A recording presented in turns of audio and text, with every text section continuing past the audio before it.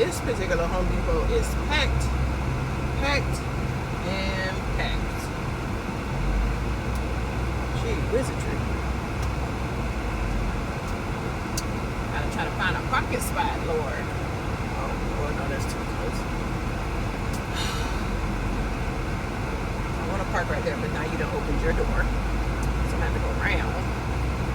I have to go around. Now he's going to take his dog in the store. I seen somebody take their, a video of somebody taking their cow inside of a Home Depot. I thought that was pretty funny. The cow was taking dumps everywhere. Alright.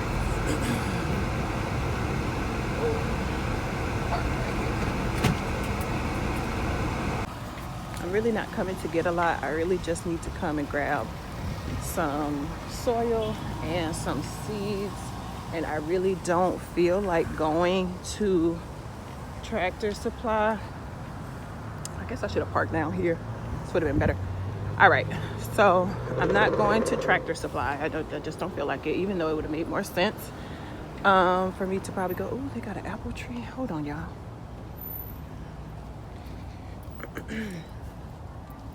So they have plum trees. They have apple trees. Oh my goodness, I didn't even see this. Okay, they have plums, apples. So the plum trees are $38.98. Apple trees are $38.98. Okay. And what is this? A peach. Ooh, that peach is big. That peach tree bucket is big. How much is the peaches? $78 for the peaches. Cherries. Oh, it's in a big bucket, so I'm assuming it's the same price. The cherry and the, oh look.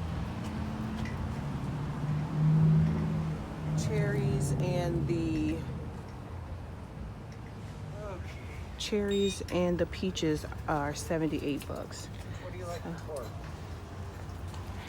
Cold hours, chill hours, everything like that. Uh-huh. You're not gonna get in. You're not gonna get in because I have them in my little thing by seed, not like this. And I was like, oh, I didn't even know you guys that they sold. Yeah, but the thing is, if you don't have enough cold chilled hours and everything like that, It's not gonna do anything.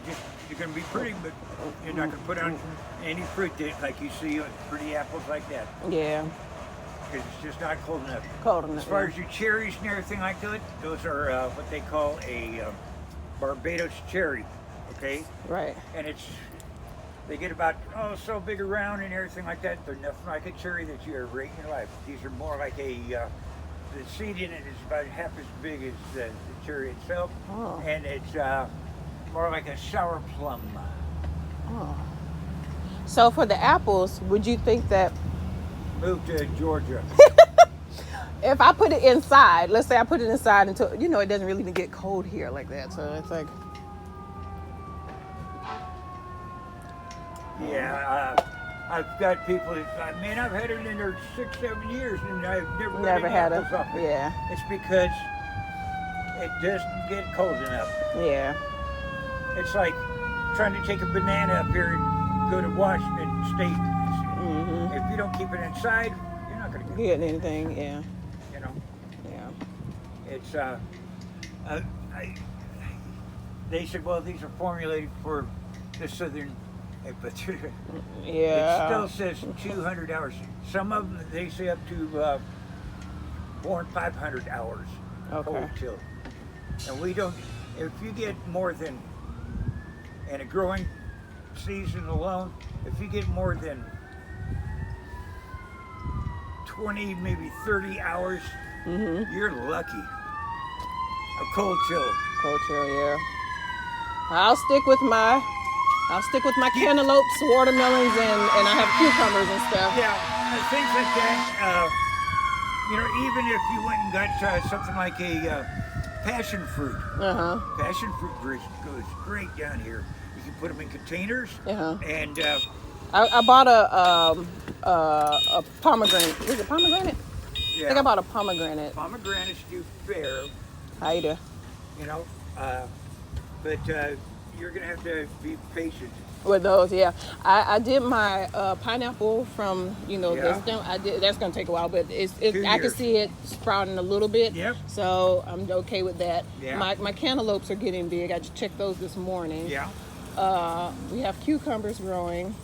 My watermelons, I keep seeing them, but they won't get any bigger than this. And then they fall off. Yeah. Okay, the thing about watermelons and everything like that, they like to be fed a lot. A lot, yeah. And a lot of water and everything like that. And then I usually will take it, I'll put them out and put them up on a trellis. Trellis. or Yeah, I something have like it two different ways. I have one laying and then one on the trellis. Uh-huh. And only the one that's on the trellis is producing, but like I said, they get this big and then Once you get out there, I always like to lay mine out. If I'm growing them out there in the yard or something like that, I like to put something down and then put mulch or hay, something like that, so that they'll lay up on top of that. If you don't, you're really asking to have a lot of different types of insects, slugs, and everything else come along. and eat 'em. yeah, I have a netting around it. Right. And so the slugs, they're always on the outside of the net. So yeah. The corn was going good for a while, but it's been so hot. Hot. Yep. And so when I Best get thing them is, if you're gonna put in corn or something like, put the seeds in. Let's say around January. Don't wait until it starts getting really Yeah. warm. Get it out so it's. yeah, let me okay. Been doing this for 50 years. Oh, okay. Went to school there at University of California, Davis, and got my degree in horticulture and agricultural engineering. I'm FNGLA certified, which is through the state of Florida, and I'm also on Hillsborough County. I'm a master gardener. All right. So, and I've been doing this since I got out of my nursing. Go ahead, sir. Thank you. I guess I've always had a little mini green thumb. When I used to go to my grandmother's house, she used to let me go in the backyard and just plant stuff. All right, that's great. Well, that's how a lot of people, The only thing I didn't like is when we used to have to go to the pea field and go and pick peas and stuff. And she would never tell me, like the first time we went, she never said you have to cover up I went like this, and I was getting tore up out there, getting ate up by all the bugs. The one that used to get me. I mean, the green beans, it wasn't too bad. Some of them had that fuzzy stuff, so I'd wear a pair of those. The ones that used to get me, okra. Oh yeah. I love okra. I can take it, chop it up and everything, and fried okra, or I can take it, put it in soups, everything like that. And somebody goes, "Oh, I hate it slime in this. Slime, Get yeah. out of here!" Hell, fry the thing, But I'll tell you, that used to get out there in my hands. I'd come in the mud. It's terrible. But yeah, you're on the right track there, young lady. Thank you. I mean, I wish a lot of my customers, they don't know the difference between petunias and pumpkins, that's really sad. But then they want to grow, all these vegetables and everything like that. Another thing that you might think of, not right now, but I don't know how big of an area you got, okay? Have you ever heard of square foot gardening? No. Look that up sometime, Okay. especially if you've got raised beds. I have one big raised bed. Let me turn around here. Okay. My raised bed is probably about the size of this Okay, table here. so that's about 3, maybe 4 foot wide by 8 foot long. What I like to do, now my raised beds are about this high, and I know it takes 4 of these very big bags, fill it up where I want and everything like that. And what I'll do is I'll go ahead and I'll get me some, and I use potting mix. I do not use soil. Oh, Because okay. if you use soil, all that sand, because it's going to have about 25% of it's going to be sand. Okay. All that sand's going to drop to the bottom, so it's going to make it harder for the roots and everything to get in there and everything. Gotcha. You use potting mix or something like that, it makes it nice and fluffy and everything, easier for it to grow. I got it from Tractor Soil. I was using the big bags of these. I mixed in peat moss. Okay. I had, it's the cow manure. Okay. And I use something else. I like mix it, and then I make my own fertilizer. Okay. So I take, when I'm pruning, I take the leaves, Right. and I have it like in a big jug. Right. And I fill it with the water, let it sit. Right.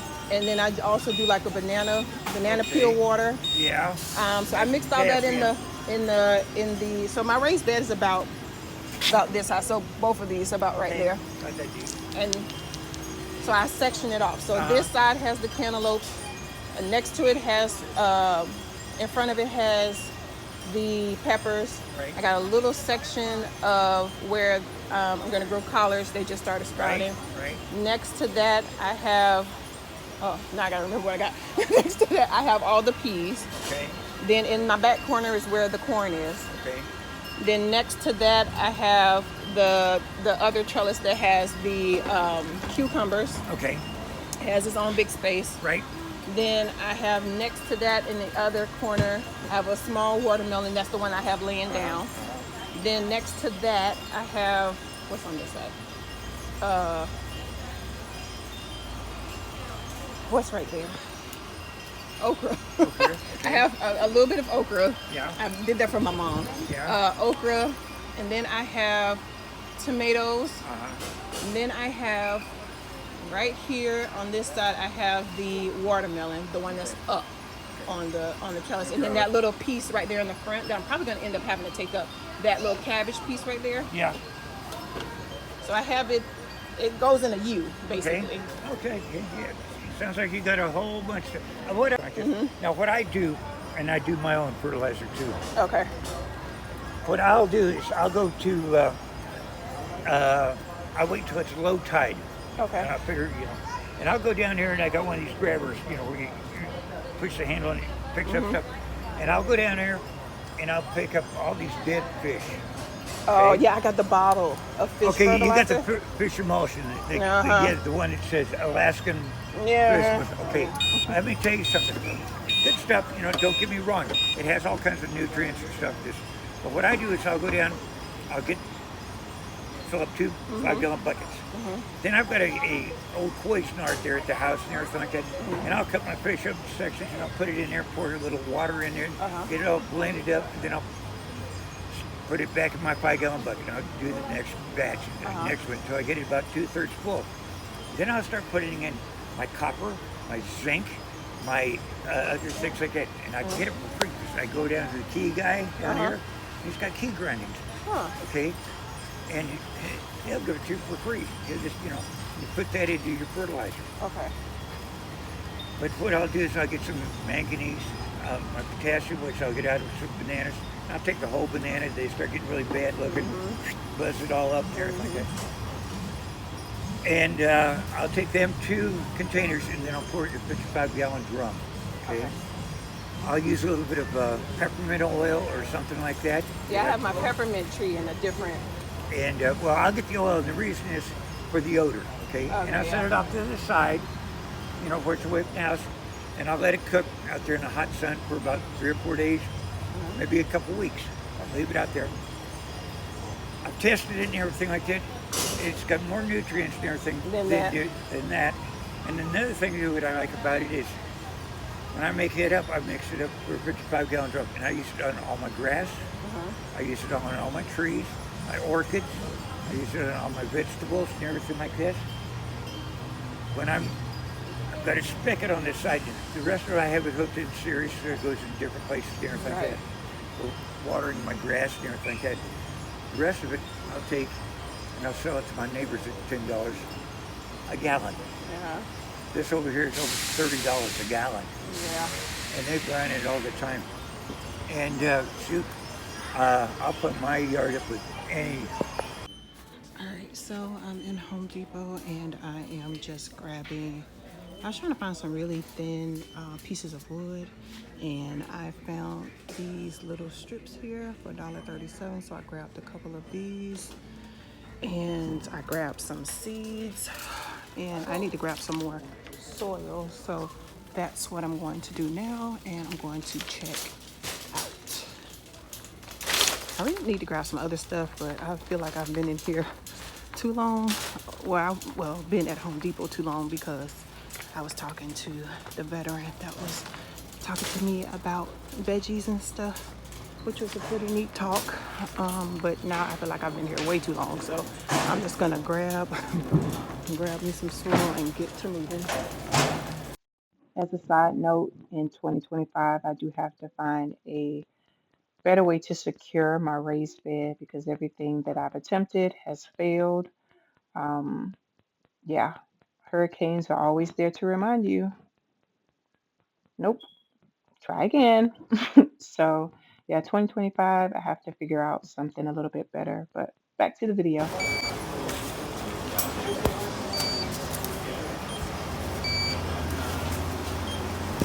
Blown away. They're blown away. It's okay.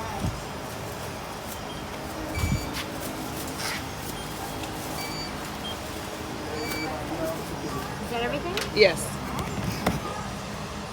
37.67.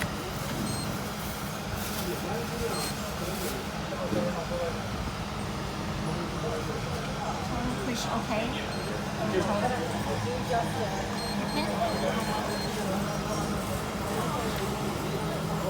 Print a receipt okay? Yes, that's fine. No, don't do this now. I need to do it again.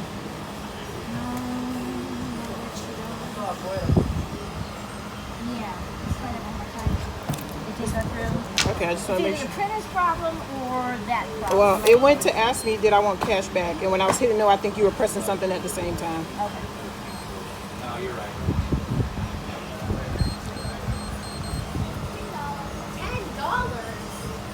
Hello. Email? Alright, we're getting there.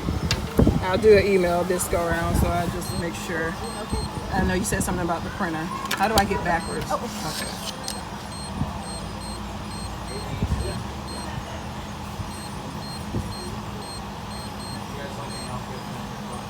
Oh, I was trying to put calm.